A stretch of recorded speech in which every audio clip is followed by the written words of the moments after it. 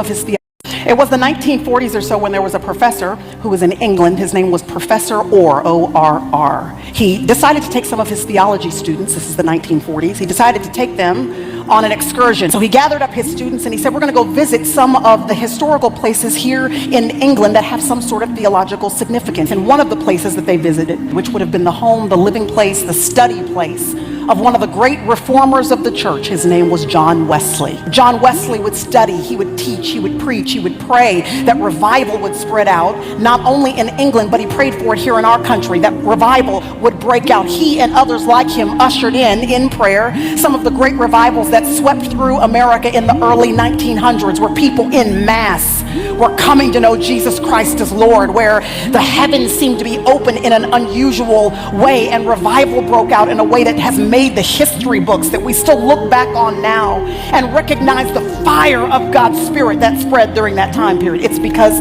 guys, many of them, like John Wesley, were on their knees praying that God would move. So these theology students went and they visited this rectory, this house where he lived. And then Professor Orr walked the students up to the second floor. The most intimate quarters of John Wesley would have been his bedroom. Walked in the bedroom and the students began to file around the bed in a tiny space in that bedroom. And as they all filed into the room, one of them noticed as they got around the far side of the bed that there were two small patches, well-worn patches in the carpet fibers of the floor. He asked his professor about those patches that were worn right there beside the bed, and Professor Orr explained that it is said that those two patches were the actual places where every single morning, not for a minute or two, but for several hours on end, John Wesley would plant his knees right beside his bed.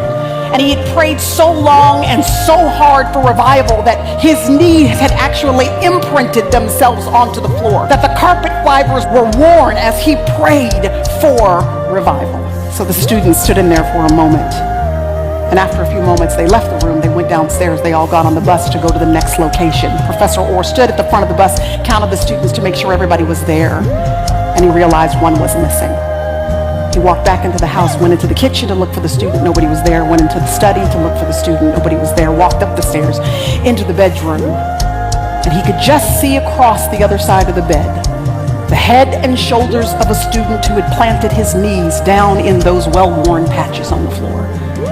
And he could hear the student praying, "Do it again, Lord. Lord, would you do it again? And would you do it again with me?" Professor Orr walked around the side of the bed. He put his hand on the shoulder of the student and he said, "It's time to go."